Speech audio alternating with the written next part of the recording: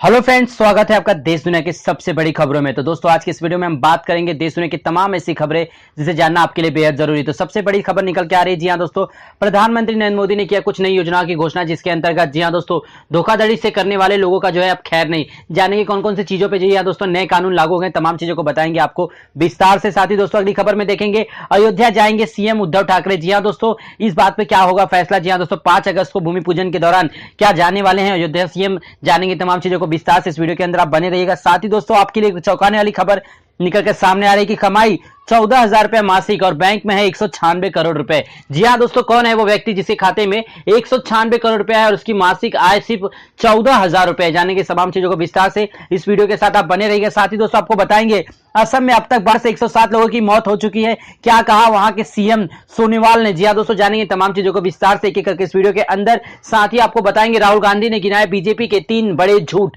जी हाँ दोस्तों, बीजेपी सरकार ने 3 बड़े झूठ कौन कौन से बोले, जानेंगे इन तमाम चीजों को एक एक करके इस विस्तार से इस वीडियो के अंदर। साथ ही आपको बताएंगे रेलवे से जुड़ी बहुत ही बड़ी खबर निकल के सामने आ रही है। जी हाँ दोस्तों, अब आपके लिए टिकट निकालना बहुत ही आसान हो जाएगा। कौन से नए नियम के साथ जो है सरकार ने ऐलान किया है, जानेंगे तमाम चीजों को विस्तार से। और साथ ही आपको बताएंगे सुशांत सिंह राजपूत के केस में जी हाँ दोस्तों आदित्य भंसाली के बयान में विरोधाभास क्यों देखने को मिला, क्या वजह है। जी हाँ दोस्तों, जानेंगे तमाम चीजों को एक एक करके इस वीडियो के साथ। आप बने रहिए। तो सबसे पहले हम बात कर लेते हैं कोरोना वायरस को लेकर। जी हाँ दोस्तों, देश की सबसे बड़ी समस्या इस समय भारत में सबसे बड़ी समस्या कोई है तो वो है कोरोना वायरस और इसके बढ़ते केस। क्योंकि भारत में जिस तेजी से कोरोना वायरस बढ़ रहा है उस तेजी से अगर आते समय में यानी 2 से 3 महीने में भारत जो है कोरोना के मामले में पूरी दुनिया में दूसरे स्थान पर आ सकता है। जी हाँ दोस्तों, अभी भारत फिलहाल तीसरे स्थान पर काबिज है और भारत से आगे मात्र अमेरिका और ब्राजील ही आगे हैं। लेकिन ताजा रिपोर्ट के अनुसार बताया जा रहा है कि भारत में अब तक 11 लाख लोग इस भयंकर बीमारी के संक्रमण में आ चुके हैं और मरने वालों की संख्या लगभग 30,000 के करीब पहुंच रही है। जी हाँ दोस्तों, हम बात करें ताजा रिपोर्ट के अनुसार तो महाराष्ट्र में सबसे ज्यादा इसका प्रकोप देखने को मिला, जहां पे अकेले 3 लाख से ज्यादा मामले सामने आ चुके हैं। बात करें मुंबई के शहर में। जी हाँ दोस्तों, मुंबई एकमात्र शहर है भारत का जहां पर कोरोना के मामले 1 लाख के करीब पहुंच चुके हैं। तो चलते हैं दोस्तों अपनी अगली सबसे बड़ी खबर की तरफ। अगली सबसे बड़ी खबर आ रही 5 अगस्त को राम मंदिर का भूमि पूजन। क्या अयोध्या जाएंगे सीएम ठाकरे। जी हाँ दोस्तों, अयोध्या जाने के लिए प्रधानमंत्री नरेंद्र मोदी की तरफ से एक बहुत ही बड़ी अपडेट आ चुकी है कि प्रधानमंत्री नरेंद्र मोदी जाने वाले अयोध्या 5 अगस्त को। लेकिन उसी के साथ ही महाराष्ट्र के मुख्यमंत्री आदित्य ठाकरे के बारे में भी जी हाँ दोस्तों कहा जा रहा है कि अयोध्या में भगवान राम मंदिर के भूमि पूजन की तारीख 5 अगस्त निश्चित हुई है। ऐसे में इस बात को लेकर चर्चा तेज हो गई कि क्या मुख्यमंत्री उद्धव ठाकरे इस कार्यक्रम में जाएंगे। राम मंदिर के भूमि पूजन कार्यक्रम में प्रधानमंत्री नरेंद्र मोदी खुद मौजूद रहेंगे। राम मंदिर का मुद्दा बीजेपी के साथ शिवसेना का भी प्रमुख एजेंडा रहा। ऐसे में शिवसेना के लिए राम मंदिर के भूमि पूजन का बड़ा महत्व है। इसके बारे में बात करते हुए कहा गया कि उद्धव ठाकरे खुद लेंगे फैसला, ऐसा कहा है सावंत ने। जी हाँ दोस्तों, शिवसेना सांसद अरविंद सावंत ने कहा कि राम मंदिर का मुद्दा हमारे लिए राजनीतिक विषय नहीं है। उन्होंने कहा कि यह हमारे लिए श्रद्धा और आस्था का केंद्र है। सावंत ने कहा कि फिलहाल हमारी सरकार राज्य में कोरोना के खिलाफ सबसे बड़ी लड़ाई लड़ रही है और राम राज्य की तरह हमारी पहली प्राथमिकता प्रजा की सेवा करना है। तो चलते हैं दोस्तों अपनी अगली सबसे बड़ी खबर की तरफ। अगली सबसे बड़ी खबर आ रही है। जी हाँ दोस्तों, मोदी ने सीएम सोनोवाल को दिया मदद का आश्वासन। असम में अब तक बाढ़ से 107 लोगों की मौत हो चुकी है। बात करें ताजा रिपोर्ट के अनुसार तो असम में बाढ़ भयावह रूप ले चुकी है। बाढ़ जनित घटनाओं में 2 और लोगों की मौत हो चुकी है, जिसमें इस प्राकृतिक आपदा के कारण मरने वालों की संख्या 107 हो चुकी है। इनमें से बाढ़ के चलते 81 लोगों की जान जा चुकी है। वहीं भूस्खलन यानी जमीन गिरने से चलते 26 लोगों की मौत हो चुकी है। उधर प्रधानमंत्री नरेंद्र मोदी ने सीएम सबिनंद सोनोवाल से फोन पर बाढ़ के बारे में बातचीत की और कहा कि आपको जो कुछ भी मदद चाहिए वो केंद्र सरकार आपको देगी। तो चलते हैं दोस्तों अपनी अगली सबसे बड़ी खबर की तरफ। अगली सबसे बड़ी खबर आ रही कमाई है 14,000 रुपए और बैंक के खाते में जमा 196 करोड़। जी हाँ दोस्तों, स्विस बैंक में काला धन अब टैक्स के साथ चुकाना होगा जुर्माना। बात कर रहे हैं हम मुंबई में 1.7 लाख रुपए सालाना यानी करीब 14,000 रुपए मासिक आमदनी का दावा करने वाली 80 वर्षीय बुजुर्ग महिला के स्विस बैंक खाते में 196 करोड़ रुपए का काला धन मिला है। इनकम टैक्स अपीलेट ट्रिब्यूनल यानी कि मुंबई शाखा के आदेश के बाद अब ये आरोपी महिला को टैक्स के साथ पेनाल्टी भी चुकानी पड़ेगी। 8 दशक उम्र पार कर चुकी रेनू धरानी का HSBC में जेनेवा में अकाउंट है। स्विस बैंक में धरानी फैमिली ट्रस्ट के नाम से इस बैंक की एकमात्र विवेकाधीन लाभार्थी हैं। केमन आइलैंड आधारित डब्ल्यू इन्वेस्टमेंट के नाम पर इसे जुलाई 2004 में खोला गया था और इस कंपनी में व्यवस्थात्मक रूप से फंड को फैमिली ट्रस्ट को ट्रांसफर कर दिया जाता था। बात करें इस रिपोर्ट में तो थरानी ने 2005 और 6 में दाखिल आईटी रिटर्न में इनकी जानकारी नहीं दी। इस मामले को दोबारा 31 अक्टूबर 2014 को खोला गया। थरारी ने एक शपथ पत्र देकर यह भी कहा कि उनका एचएसबीसी जिनेवा में कोई बैंक अकाउंट नहीं है, ना ही वह जीडब्ल्यूडी इन्वेस्टमेंट बैंक में डायरेक्टर या शेयर होल्डर थी। उन्होंने खुद को नॉन रेजिडेंट बताया और दावा किया कि यदि कोई राशि है तो उसमें भी टैक्स नहीं लिया जा सकता। जी हाँ दोस्तों, मतलब बात करें अगर हम 1.7 लाख रुपए सालाना के हिसाब से, तो जो 196 करोड़ रुपए उनके खाते में जमा है, उसे जमा करने के लिए कम से कम उन्हें 11,500 साल लग जाते हैं। फिलहाल जो इनके ऊपर इंक्वायरी चल रही है, बहुत ही जल्द ये पकड़ी जाएंगी। तो चलते अपनी अगली खबर की तरफ। जी हाँ दोस्तों, अगली सबसे बड़ी खबर आ रही है सुशांत सिंह राजपूत हत्या के मामले को लेकर। मुंबई पुलिस ढूंढ रही है फिल्मी जिंदगी से डिप्रेशन के तार। आदित्य भंसाली के बयान में विरोधाभास क्यों नजर आ रहा है?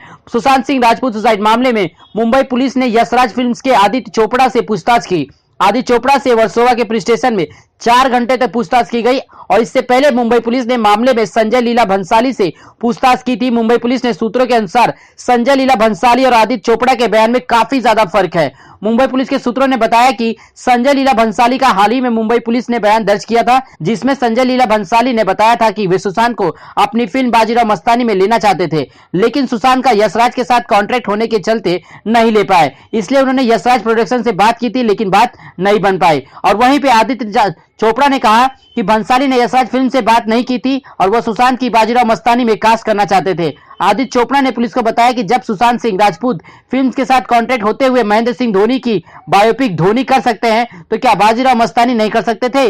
इस बारे में कोई भी यशराज फिल्म्स के पास नहीं आया। आदित्य चोपड़ा ने अपने बयान में बताया कि संजय लीला भंसाली के इन आरोपों से कोई सच्चाई नजर नहीं आ रही है, क्योंकि भंसाली की रामलीला रणवीर सिंह ने साल 2012 में साइन की थी और यशराज के साथ सुशांत का कॉन्ट्रैक्ट भी साल 2012 के नवंबर में शुरू हुआ था। फिलहाल इस बारे में बहुत तेजी से काम चल रहा है। बहुत ही जल्द सुशांत सिंह राजपूत के हत्या के यानी कि जो डिप्रेशन के कारण थे उन्हें जो है जल्द से जल्द खोज लिया जाएगा। तो चलते हैं अपनी अगली सबसे बड़ी खबर की तरफ, जो चीन को पीछे तो हटना ही होगा। जी हाँ दोस्तों, एलएसी पर घुसपैठ फिर से एक बार देखने को मिल चुका है। कमांडर लेवल मीटिंग में भारत की 2 टूक बात। भारत ने चीन से 2 टूक में कहा कि पीछे हटने के अलावा उसके पास कोई विकल्प नहीं है। पैंगोंग और लाइन ऑफ एक्चुअल कंट्रोल यानी एलएसी पर जहां चीनी सेना मौजूद है उसे पीछे हटना ही होगा। भारत को 5 मई की पहली वाली स्थिति से कुछ भी कम मंजूर नहीं है। दोनों देशों के बीच मिलिट्री कमांडर लेवल मीटिंग के दौरान भारत ने यह बात साफ कर दी कि बातचीत सौहार्दपूर्ण वातावरण में हुई, लेकिन भारत का संदेश साफ था कि चीन के पीछे हटने पर कोई समझौता नहीं हो सकता। एक सूत्र ने तो कहा कि भारत की टोन ऐसी थी कि चीन को इस बारे में कोई शक ही नहीं रहेगा। तो चलते हैं दोस्तों अपनी अगली सबसे बड़ी खबर की तरफ। अगली सबसे बड़ी खबर आ रही, राहुल गांधी ने गिराया बीजेपी के 3 बड़े झूठ। जी हां दोस्तों, बात करें कोविड-19 टेस्ट पर बाधाएं लगाई और मृतकों की संख्या बहुत ही गलत बताई जा रही है। जी हां दोस्तों, प्रधानमंत्री नरेंद्र मोदी की सरकार के खिलाफ राहुल गांधी ने सबसे बड़ा आरोप लगाते हुए कहा कि जो कोरोना वायरस से मरने वालों की संख्या है उसमें सरकार काफी कुछ जो है छिपा रही है। और नंबर 2 की जो झूठ है वो है जीडीपी के लिए एक नई रणनीति बनाना। जी हां दोस्तों, यानी जीडीपी भारत की लगातार नीचे गिर रही है और सरकार कह रही है कि वो एक नई रणनीति के साथ जीडीपी को ऊपर ले जा सकती है। फिलहाल ये झूठ में भी काफी कुछ सच्चाई नजर आ रही है। चलते नंबर 3 की खबर। जी हां दोस्तों, चीनी आक्रमण पर पर्दा डालने के लिए मीडिया को डराया। राहुल गांधी का मानना है कि बीजेपी सरकार ने मीडिया पे काफी ज्यादा प्रेशर डाला, जिसमें खुद प्रधानमंत्री नरेंद्र मोदी ने अपने भाषण में कहा कि भारत की 1 इंच जमीन भी किसी के कब्जे में नहीं है। जबकि यह बात साफ हो चुकी है कि चीनी सैटेलाइट के माध्यम से पता चल चुका है कि चीनी भारत के 18 किलोमीटर अंदर तक यानी कब्जा कर चुका है। और इन तमाम चीजों को जो है राहुल गांधी ने गिनाया कि बीजेपी ये 3 बड़े देश से बोल रही है, जिसका कर्ज यानी कि जिसका नुकसान जो है भारत को चुकाना पड़ेगा। तो चलते हम अपनी अगली खबर की तरफ। अगली सबसे बड़ी खबर आ रही नेपाल की तरफ से। नेपाल जैसे सर का दर्द बन चुका है भारत का। जी हां दोस्तों, नेपाल पुलिस ने चलाई गोली और भारतीय हुए घायल। हम बात करें दिल्ली में, जी हां दोस्तों, नेपाल ने पुलिस ने शनिवार को 3 भारतीय नागरिकों पर फायरिंग कर दी। इस फायरिंग में एक युवक घायल हो गया। यह घटना बिहार के किशनगंज जिले के टेटागढ़ प्रखंड में फतेहपुर स्थित भारत नेपाल सीमा पर हुई। घायल युवक का नाम जितेंद्र कुमार सिंह जो 25 साल का था, उसका इलाज पूर्णिया में चल रहा था, जहां उसकी स्थिति गंभीर बनी हुई है। मीडिया रिपोर्ट्स के अनुसार जितेंद्र एवं उसके 2 साथी अंकित कुमार सिंह और गुलशन कुमार सिंह शनिवार की रात लगभग 10:30 बजे अपनी मवेशी ढूंढने भारत नेपाल सीमा के स्थित काफी मटोला के पास जो है गांव में खेत की तरफ गए थे, जहां नेपाल सीमा पर तैनात नेपाल पुलिस ने इन युवकों पर अचानक फायरिंग कर दी, जिसमें जितेंद्र घायल हो गया।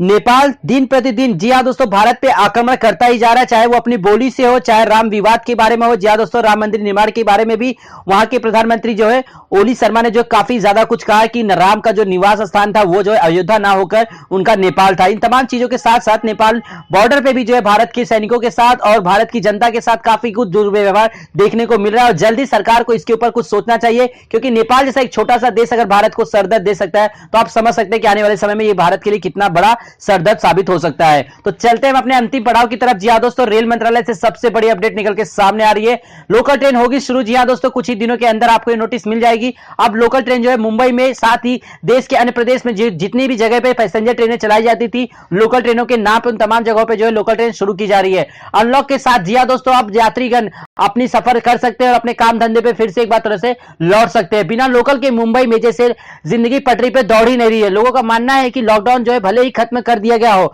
और अनलॉक 2.0 चल रहा है, लेकिन देश में जब तक लॉकडाउन का है यानी खत्म हुआ और जब तक लोकल ट्रेन नहीं चलती तब तक इसे लॉकडाउन ही माना जाएगा। इसलिए सरकार ने बड़ा फैसला लेते हुए कहा कि सोशल डिस्टेंसिंग का पालन करते हुए ऑनलाइन टिकट की सुविधा की जाएगी, ताकि लोग अपने मोबाइल से ही अपना टिकट ले सके। और सोशल डिस्टेंसिंग के साथ आपके काम धंधे का टाइमिंग में भी काफी कुछ बदलाव देखने को मिलेगा। जी हाँ दोस्तों, जैसे सबका शिफ्ट सुबह 8 बजे से लेकर शाम के 4 बजे तक होता था, तो किसी का 10 बजे से 6 बजे होगा, किसी का 12 से 8 बजे होगा, यानी ताकि एक समय पे काफी ज्यादा भीड़ जो स्टेशनों पे देखने को ना मिले। तो ये आप सभी के लिए बहुत ही अच्छी खबर निकल के सामने आ रही है। तो दोस्तों, स्पेशल ट्रेनों की संख्या में एक तरफ फिर से इजाफा करते हुए सरकार ने 40 नई स्पेशल ट्रेनों की घोषणा की है, जिसके अंतर्गत जी हाँ दोस्तों, जो सबसे ज्यादा व्यस्त रूट है उन पर ये ट्रेनें चलाई जाएंगी। तो आपको भी जानना है, ज्यादा जानकारी